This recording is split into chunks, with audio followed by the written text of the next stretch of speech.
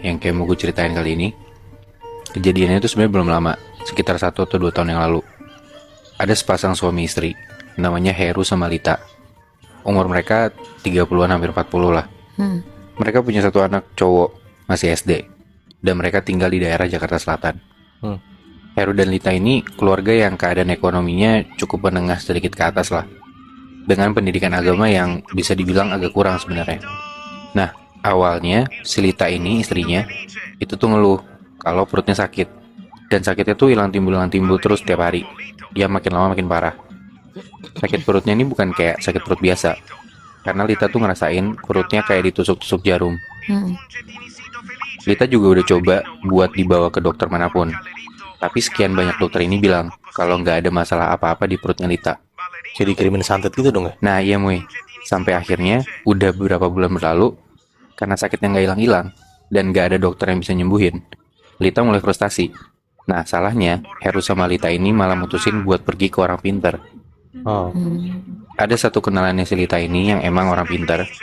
Dan begitu mereka udah ketemu, si orang pinter ini bilang, saya nggak bisa sembuhin, tapi guru saya bisa.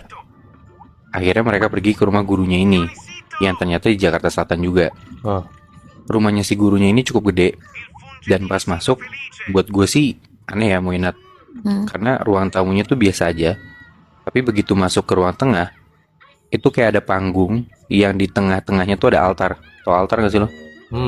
Nggak tahu. Altar tuh kayak meja persembahan gitu loh. Oh. Nah, di altar ini kanan kirinya tuh kayak ada tombak, ada keris, terus ada kepala kambing digantung, kayak yang udah diawatin gitu. Terus ada kain kafan, sama ada kursi besar di belakang altarnya.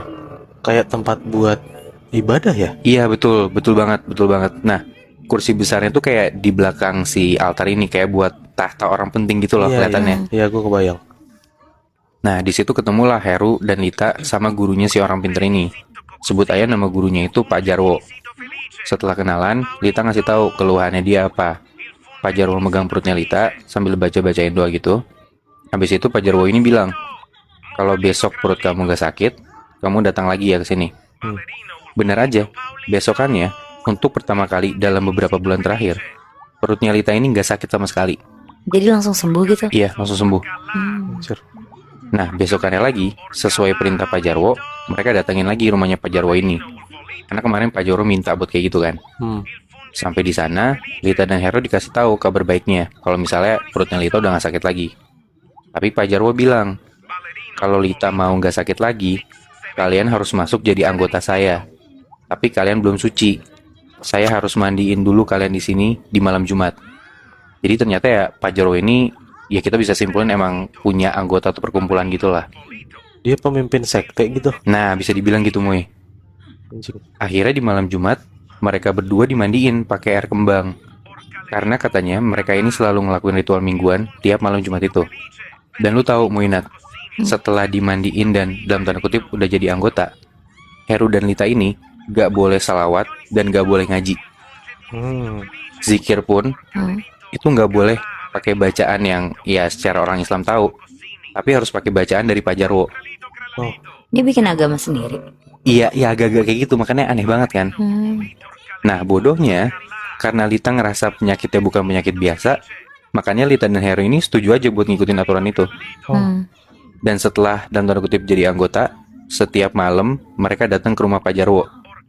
Heru dan Lita ini kayak disuruh bersihin altar. Terus tiap malam mereka ada perjamuan dan makan bareng belasan anggota lainnya gitu. Oh, ini banyak berarti? Banyak, anggotanya banyak, gak cuma Heru sama Lita, sebelumnya udah ada. Gitu. Dan tiap malam Jumat mereka ngelakuin ritual. Jadi kayak tiap malam tuh mereka beres-beres altar, perjamuan segala macem. Tapi malam Jumat mereka ada ritual sendiri. Nah, ini yang di luar nalar banget sih. Ritual mereka kan tiap malam Jumatan, yang tadi gue bilang.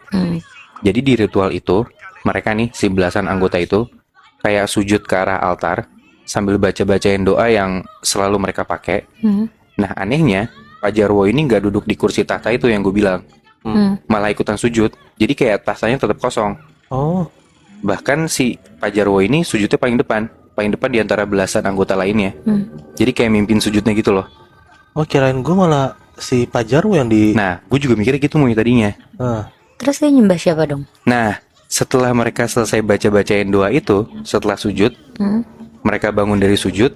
Di atas panggung, di atas altar itu udah kayak ada makhluk-makhluk yang wujudnya tuh cantik, anggun, kayak bidadari gitu loh, Muinat. Anjing.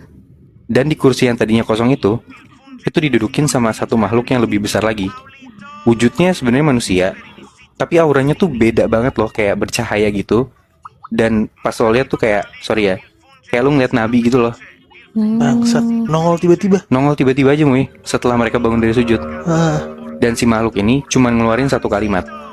Kalian minta apa, saya akan kabulkan. Nah, Heru sama Lita kan selalu pergi ke rumah Pak Jarwo tiap malam kan. Selama mereka pergi ke sana, anaknya mereka ini selalu dititipin di tempat neneknya. Yang mana rumahnya neneknya ini juga nggak jauh dari rumah Heru dan Lita. Nah, anak ini sebenarnya ngomong kalau dia nggak suka nyokap bokapnya itu ninggalin dia setiap malam. Dan anaknya ini minta ke bapak ibunya kalau dia tuh mau belajar ngaji.